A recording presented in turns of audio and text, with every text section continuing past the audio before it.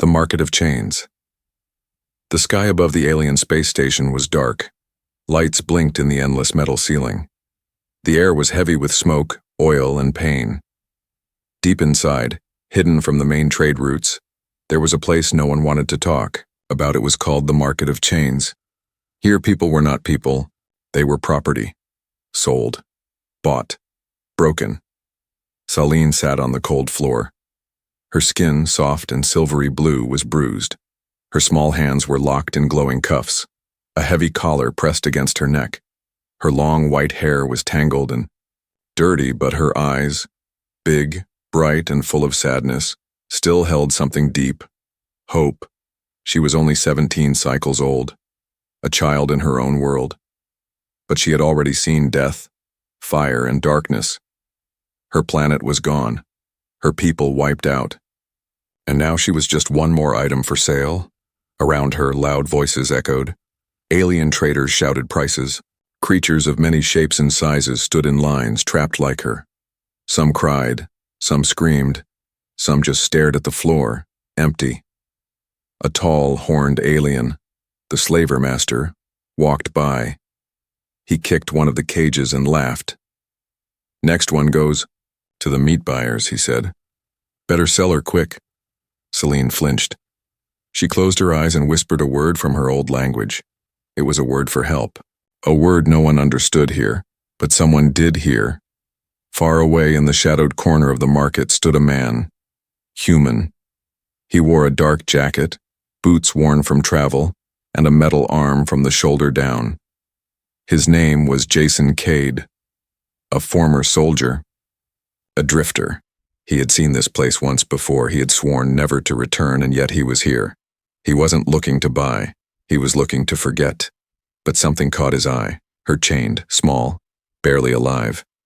Yet somehow, she didn't look broken. Jason's chest tightened. He remembered a time, years ago, when he saw a child just like her and he hadn't done anything. That memory haunted him. Maybe this was his second chance. "Who's the girl?" he asked the trader nearby. "Rare breed," the trader replied. "Telepath bloodline. Dangerous but useful. Could fetch a high price. You want her?" Jason didn't answer. He looked again. Her eyes met his. Just for a second. He saw fear, pain, but also something more. A quiet scream for help that no one else seemed to hear. Jason turned and walked away. The trader laughed. "Didn't think so." But Jason didn't leave the market. He found a corner and sat down. Watching. Thinking. His hand touched the scar on his metal arm. His past was full of battles, mistakes, and lost causes. He told himself again and again, "This is not your fight." But those eyes. Saelari stayed quiet in her cage. Her throat was dry. Her body ached. The slaver master came. "Back. She's not selling," he growled. "Useless." Another voice answered. "The organ buyer will take her." She didn't know what that meant, but it sounded worse than death. She closed her eyes again. This time she didn't whisper. She simply thought one thing. "Please. Someone." Jason stood up. He walked past the cages, past the noise, past the guards. His face calm, but inside a fire burned.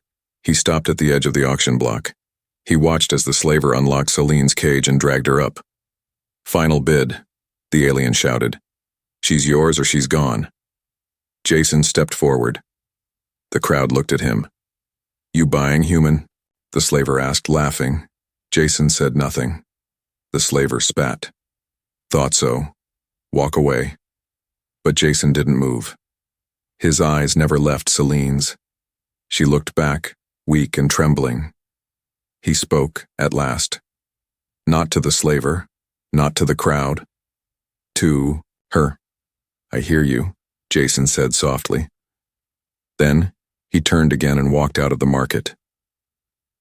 Later that night, in the silence of the metal corridors, Jason opened a small black bag. Inside were old tools, fake documents, and an energy blade. He stared at the wall and said one thing. "I'm coming back." The silent decision. Jason sat alone in his cold metal room, far above the market. in the crew quarters of a rundown freight ship called the Ember Wake. He stared at the ceiling. The hum of the engine filled the silence, but his mind was loud. He had seen many terrible things in his life. War, betrayal, death. But the image of that chained girl would not leave his thoughts. Her silver blue skin, her thin arms, her broken posture. And those eyes. Eyes that didn't beg. They believed. In him. Jason sighed and ran a hand through his short dark hair. Why her? He whispered to himself. You didn't even know her name. He got up and opened a locker. Inside, under a false panel, was a set of illegal forged permits, a plasma, knife, and a small EMP pulse grenade. He stared at them for a long second. He didn't know her anything. She wasn't even human, but something deep inside wouldn't let go. In the dark underlevels of the station, Celine lay on the cold stone floor again, but she wasn't chained to the same post. She had been moved. Her arms were sore, her lips cracked. She could feel death getting closer, not like a person, but like a heavy fog waiting to wrap around her. She's scheduled for collection, someone said outside the bars. Organs only, no full-body buyer. The words weren't meant for her to understand, but she did. She wasn't just going to die. She was going to be taken apart. No one had come. Not the ones from her world. Not the ones from other worlds. But she still saw that man's face in her memory. That human. He looked angry, but not at her. Angry at the world. Why did he look at her like that? Why didn't he speak? Why did she feel something from him? Jason slipped through a vent shaft under the station's east quarter. He moved fast but quiet, his old soldier instincts sharp. He wasn't dressed like a soldier now, just another cargo pilot with fake ID chips and a neutral face, but under his jacket was the EMP grenade, ready, and a plan forming. At the outer gate of the slave storage block, 2 guards stood with stun rifles. They were bored, laughing. One picked his teeth with a bone. Jason walked up, calm. He held out a forged order. Transfer request, he said. Girl Turk 97, cell block Gamma 4, authority from buyer Cordrell. The guard frowned. Cordrell? He left yesterday. Jason smiled slightly. Then she's unpaid property, which makes her mine now. Want to check with the boss? The guard hesitated. The other shrugged. Fine, be quick. They let him in. Jason stepped into the dim hallway. Cages lined the walls like stacked ovens. Inside them, aliens of all sizes and colors moaned, whispered, or said nothing at all. Jason's heart pounded. He searched each cell. Time was short. The EMP couldn't stop all the alarms forever. Then, he saw her. Celine opened her eyes. Someone was standing outside her cage. A shadow, a man. Him. He was here. Jason knelt. Hey, he whispered. Can you walk? She nodded slowly. She tried to stand, but fell. He opened the lock with a stolen key chip and caught her before she hit the ground. She was so light, like carrying a feather, but he could feel heat in her skin. She had a fever. I've got you, he said, lifting her in his arms. Don't speak, just hold on. Alarm suddenly blared. Jason didn't even turn. They noticed, he muttered. He tossed the EMP grenade behind him. With a sharp click, the lights flashed and went black. Doors jammed. Cameras died. Chaos filled the block. Jason ran. Down a hallway. Through a hatch. Into the storage tunnel. Guards shouted. Footsteps echoed. But he knew the layout. He had studied it for hours. Celine clung to him weakly. Her eyes fluttered. Why? She asked. Just one word. Barely a whisper. Jason didn't slow. He kicked open a maintenance panel and slid down a ladder. He looked at her. He didn't know what to say, but he answered. Because you looked at me like I mattered. They reached a dark sewer tunnel far from the main halls. Jason placed her on a blanket near a broken pipe. He gave her a sip of water. She drank slowly, eyes never leaving his. "Rest now," Jason said. "I'll get us out. But first, you need to live through this night." Celine nodded, and for the first time in days, she didn't feel alone, run through shadows. The lights were dead, the alarms were still silent. But Jason knew that wouldn't last long. He carried Celine through the under-tunnels of the slave block. Every turn was a risk. Every shadow could hide a threat. The place, beneath the market, was forgotten. Old utility paths, storage chambers, and waste pipes twisted into a maze. Long ago, humans had helped build parts of the station. Jason remembered reading the blueprints years back. He had studied them again after seeing her. She had made him care again. And that scared him. Celine's breathing was slow. Her body trembled, but her mind was awake now. She could sense the fear in the air. She could also feel him. This strange human carrying her like she was something precious, not something broken. She had never seen anyone fight for her. Not like this. Why? She still wondered. But deep in her chest, something stirred. Something old. A sleeping ember of strength. Jason reached a junction in the tunnel and stopped. A sharp noise echoed above, metal boots. "They're scanning the ventways," he muttered. "They're getting close." He set Celine down for a moment behind some crates and took out a thin device, an old signal scrambler. It wouldn't stop their trackers for long, but it would buy them time. He checked his weapon. Only one stun round left. He looked at her. "You good?" She nodded weakly. "I can move. A little." Then we move. They slipped deeper into the service crawlways. Pipes hissed with heat. Distant sounds of shouting and marching echoed through the walls. Jason pulled her behind him when a drone passed above. Celine touched the wall. Her fingers glowed faintly. Jason noticed. "What is that?" "I'm listening," she whispered. "The metal remembers things." Jason blinked. "You're talking to the walls?" "They talk to me," she said softly. Jason didn't understand, but he didn't question her. Not now. They passed through a chamber filled with steam and broken lights. Suddenly a sharp clang echoed behind them. A drone had spotted movement. "Run!" Jason shouted. Celine stumbled forward. Jason grabbed her hand and pulled her down a side corridor. A laser blast scorched the wall behind them. They dashed through the fog and ducked under pipes. The tunnel grew narrower. Ahead, a locked service door. Jason slammed the code pad with his fist. "Come on. Come on." Error. No access. Another blast struck the wall. The drone was close. Jason turned, ready to fight, then heard a whisper. "Let me try." He looked at Celine. She pressed her hand against the lock. Her skin glowed again. Symbols shimmered on the panel. Click. The door unlocked. Jason stared. "How?" "It listened to me," she said, and fainted into his arms. He carried her through the door just as the drone fired. The blast missed by inches and hit the closing. Doctor instead. Inside the new tunnel, everything went still. Jason breathed hard. He laid Celine down gently, then looked around. They had reached the forgotten cargo shafts, old vertical tunnels that once moved goods between levels. Now they were sealed and dusty. But Jason had planned for this. He walked to a panel and lifted it. Inside, a broken gravlift platform.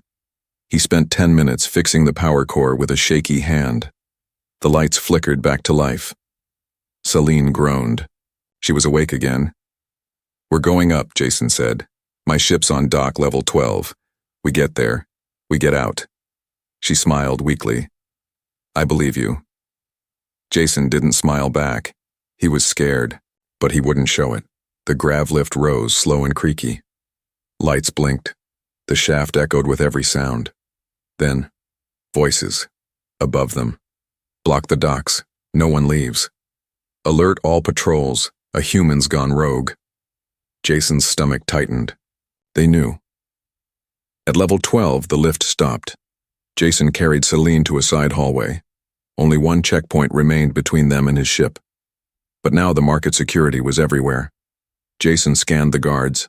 5 men. Heavy weapons. No way. Around them. He looked down at Celine. "I need you to trust me," he said. "Can you stand again?" She nodded. "Weak, but steady." "Good. When I say run, don't stop. My ship's called the Ember Wake, Bay 12C, bright red door. What about you? I'll be right behind you." Jason walked out first, hands up. "Hey," he called. "Looking for me?" The guards turned. "That's him!" One raised his rifle, and Jason threw a flash grenade. Light exploded. The guards shouted, "Blinded!" "Now!" Jason roared. Celine ran. Her legs shook, but she didn't fall. She ran like her life depended on it, because it did. Jason fought 2 guards hand to hand. He took a hit to the shoulder, but he didn't stop. He turned in time to see her reach the docking gate. The red door slid open. The Ember. Wake was still there. She made it. Jason broke away and ran. Stunned 2 more guards. His jacket was burned, his hands bleeding. He dove through the closing door. And then, they were inside.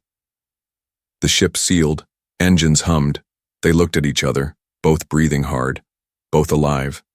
And for the first time since, this all began. Celine smiled, truly smiled. "You came back," she whispered. Jason leaned back and said, "Told you I would." The healing room. The Ember Wake floated through the stars, silent, damaged, and nearly out of fuel. Inside the ship, deep within its medical bay, soft lights blinked slowly. The room smelled of clean steel and old memories. Machines buzzed around. A narrow bed. On that bed lay Celine, still and pale, wrapped in a thermal blanket. Jason sat beside her. His arm, cut and burned, rested in a brace. His shirt was torn, his face bruised, but he didn't move from her side. He watched her breathe. Each breath was shallow. Too slow. He clenched his jaw. "Come on," he whispered.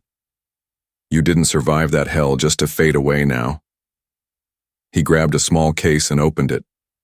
Inside were Earth-made nanomeds, military-grade healing capsules. Rare. Expensive. He only had 2 left. He injected one into her arm. For a moment, nothing happened. Then her chest rose deeper. Her hands twitched. Jason leaned closer. Celine, her eyes opened slowly, glowing softly in the dim light. "I'm still here," she whispered. Jason smiled for the first time in days.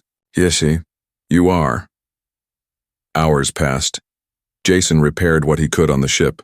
The engine still ran. The stealth field was holding. But they couldn't jump yet. Celine stayed in the healing room, slowly gaining strength. Jason checked on her. Every hour. The 3rd time he came in, he found her sitting up. "You're supposed to rest," he said. "I've rested enough." She swung her legs over the side of the bed. Her movement was slow, but calm. Controlled. Too controlled. Jason handed her water. "You're recovering fast. That nanomed was strong, but not that strong." She looked at him. "I helped it." He raised an eyebrow. "You what?" My body listened. I told it to accept the healing. To grow, to repair. Jason stared at her. "That's not normal." She smiled faintly. "I'm not normal." Later, as the ship drifted silently past an old moon, Jason joined her in the quiet control room. Celine sat curled up near the window, looking out at the stars. Jason stood beside her. "You remember what happened?" "Yes," she said. "All of it. You were nearly gone." "I was chained for so long," she said softly. "My mind was locked, my powers buried deep." "Powers?" She looked at her hands. "I'm not just telepathic. I can feel machines. I can feel life. I can bend it sometimes." Jason sat down. "Why didn't you use it to escape?" "Pain blocks power," she whispered. "Fear buries it. I stopped believing in myself long ago." She turned to him, eyes glowing like soft stars. "But when you touched the chains, I felt something return. Jason looked away. He didn't know what to say. He never liked being a hero. He wasn't one.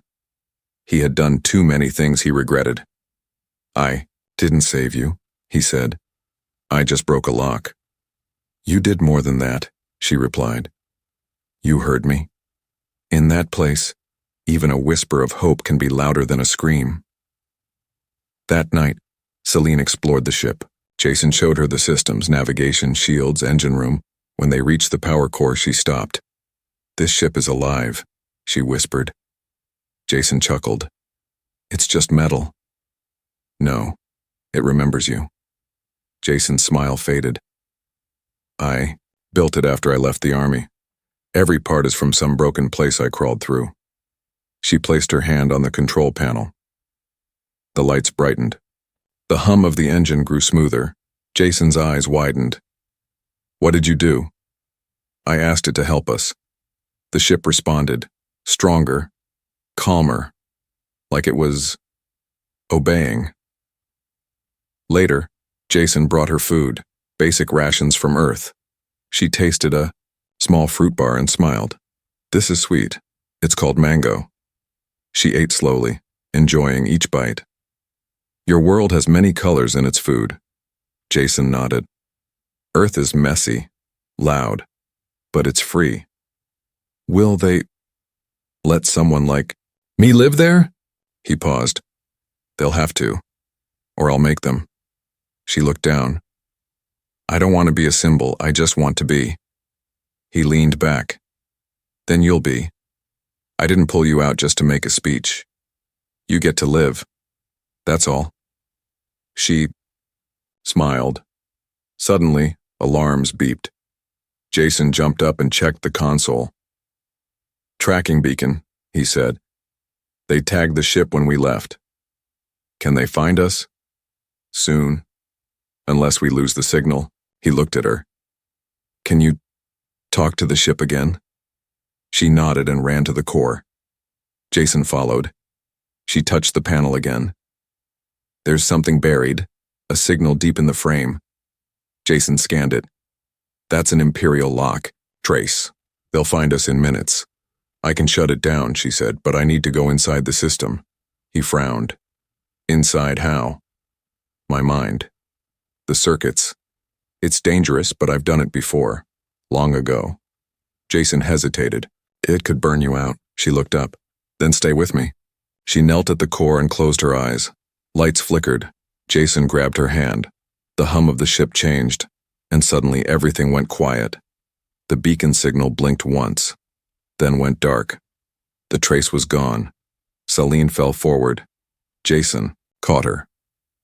"Hey, stay with me." She opened her eyes slowly. "We're safe now." Jason held her close. "You didn't just heal yourself. You're healing this ship too." She smiled weakly. "And maybe you." Jason didn't answer. But, for the first time in years, he hoped she was right. The heart and the hunt. The Ember Wake drifted through an empty starfield, hidden behind the wreck of a giant old battleship. Metal bones of war floated around them, long forgotten by the galaxy. But for Jason and Celine, it was the perfect place to disappear just for a while. Inside the ship, peace returned. The lights were steady. The engines hummed quietly. Jason sat on the floor of the cargo bay, checking weapons, recharging the ship's shields. His eyes moved constantly, alert, watching every sensor feed. But his thoughts? They kept going back. To her. Celine stood by the viewing window, bathed in pale starlight. Her long white hair flowed softly over her shoulders. She pressed her palm to the glass. The stars called to her, not with words, but with energy. "I used to dream of flying free," she said. "Before the chains, before the cages." Jason walked over. "And now? I'm not dreaming anymore, I'm living it." She looked at him with glowing eyes. "Because of you." Jason looked away, uncomfortable. He wasn't used to being thanked. He never saved people for praise. He just couldn't walk away. "You're stronger than you think," he said. "And you're softer than you pretend," she replied. He gave her a small smirk. Don't tell anyone. For the next 3 days they stayed hidden. Jason trained her to hold a weapon, not to kill, but to defend herself. She trained him to sense energy. Breathe with the ship, she said. Feel its heart. Jason thought. It was nonsense until he actually felt it. A small hum beneath the walls like the ship knew them, cared for them, even protected them. She was changing the ship and she was changing him too. But peace never lasts. A soft alarm beeped. Jason rushed to the console. Long-range scanner picked up a ship, he said. One of theirs? Celine asked. Not, just one. He tapped the screen. 3. Slaver marks, and they're searching for us. How did they find us again? Jason's jaw clenched. Doesn't matter. We have to move. But we can't jump yet, she said. The quantum drive is still charging. Jason nodded. Then we run the old way. They launched from behind the wreck. The ember wake sped forward, weaving through fields of broken ships, asteroids, and debris clouds. Jason flew like a ghost, fast, low, and silent. Behind them, the slavers followed. Their ships were larger, better armed, but they didn't have her. Take the lower turret, Jason said. Saelari stared at him. I've never fired anything. You won't have to shoot to kill, just to scare. She nodded and climbed into the seat. Below, slaver drones swarmed out of the enemy ship. One by one, they approached. Saelari gripped the control stick. I'm scared, she whispered. Jason's voice came through the comm. It's okay to be scared, just don't let fear chain you. She closed her eyes, then opened them, glowing bright. The turret gun hummed to life. With a deep breath, she focused. On the machines, I hear you, she whispered inside. The turret moved faster than human hands could guide it. She wasn't just using the ship. She was becoming part of it. She fired one clean shot. Drone destroyed. Then another. Missed. Then 3 more in a row. Direct hits. Jason saw it all from the cockpit. She's not guessing, he muttered. She knows where they'll be. The slavers grew angry. Their lead ship fired a plasma lance. The ember wake shook violently.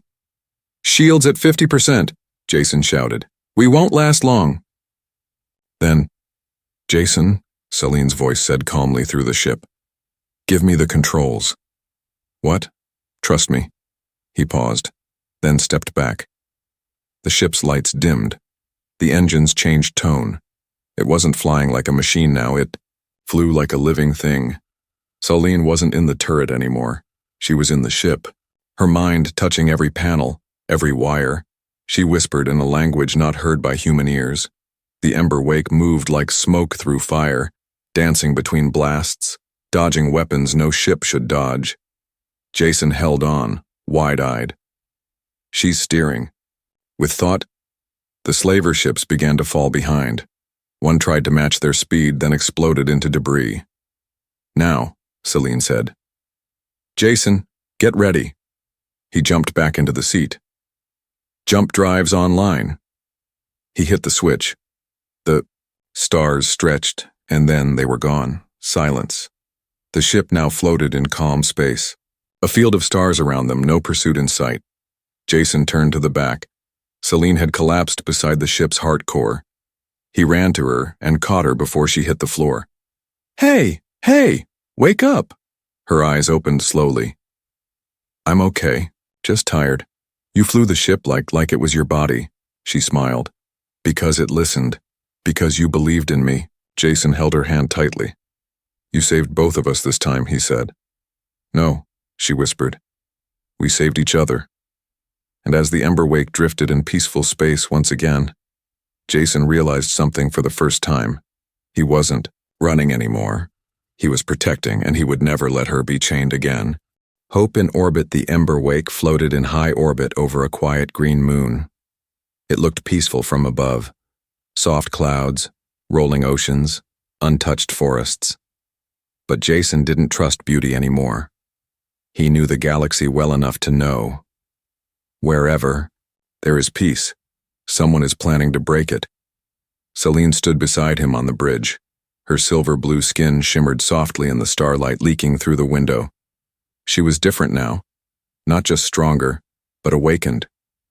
There was something in her eyes that hadn't been there before: clarity, power, purpose. Jason noticed it every time she walked into a room. She no longer looked like a broken slave. Now she looked like something else. Something the galaxy should be afraid of.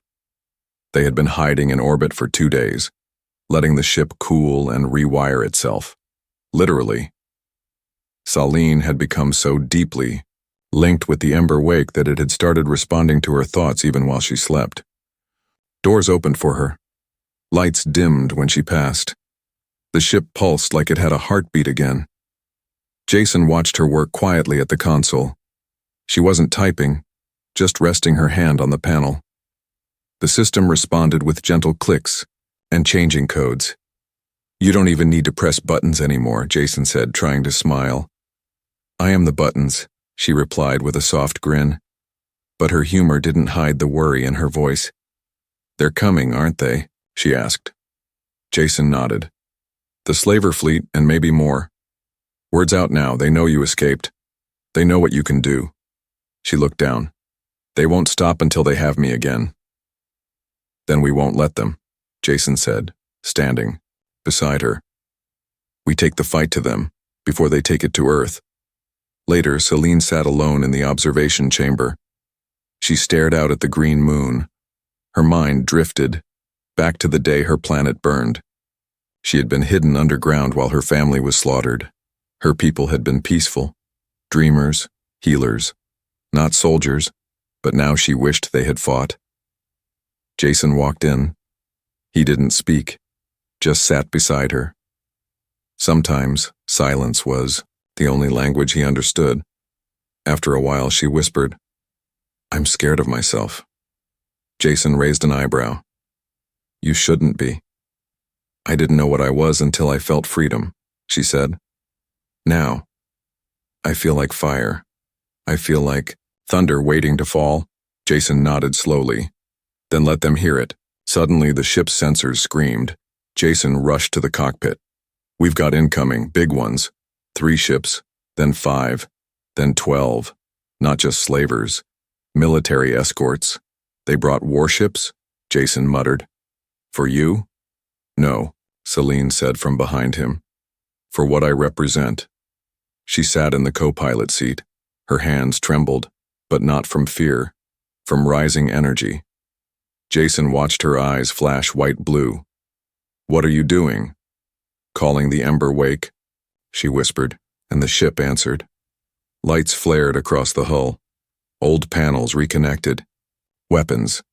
Jason didn't even know the ship had unfolded from the frame. The Ember Wake changed shape, like it remembered it was once a war machine. Jason looked around, stunned. "What did you do?" "I didn't force it," she said calmly. "I just asked it to remember what it once was." Outside, the fleet drew closer. "They'll fire in 30 seconds, Jason said. "Let them." The first shot came, a plasma cannon blast that could have torn a city apart, but the Ember Wake bent around the beam like it was made of air. Saelari guided it like a dancer through light. Jason held on to the controls, watching the ship fly, with speed and grace no pilot could match. Then she whispered, "My turn." From the underbelly of the ship, ancient cannons emerged, glowing with Saelari's energy. She reached out not to press a button, but to touch space itself. The weapons fired in silence. Light streaked across the void, and one of the warships vanished. Jason stared. "You didn't hit it." "I erased it," Saelari said, "from the space around it." Inside the enemy command ship, alarms rang. "She's evolved," a slaver commander shouted. "She's linked to pre-ancient." "Tech!" one of the generals whispered, terrified. "She's the last of the Rithari. They weren't just telepaths. They were starbenders." "Then bind her in chains again, now." Back on the Ember Wake, Saelari clutched her chest. Blood dripped. From her nose, Jason caught her. "You're pushing too hard. If I stop, they'll reach Earth," she gasped. "We're the only line between them and your world." Jason looked at the controls, useless now. So he held her and whispered, "Then we finish this together." She smiled. "Then give me your hand." He did, and the ship responded with both of them, man and alien, flesh and machine, soul and light. Together, they fired again. 2 more ships exploded. The rest ran. Silence returned. Jason held Celine in. His arms, her breathing shallow, her power drained. "You did it," he whispered. "No," she replied. "We did." Then her eyes closed. She called for help, and humanity answered. The skies above Earth were blue and calm. Below, millions of humans walked the surface, unaware of what had just happened light years away. A battle not for land or power, but for one life that was never supposed to matter. But now, everything was about to change. Inside a recovery chamber aboard the Ember Wake, Celine slept, her body still weak, her powers drained.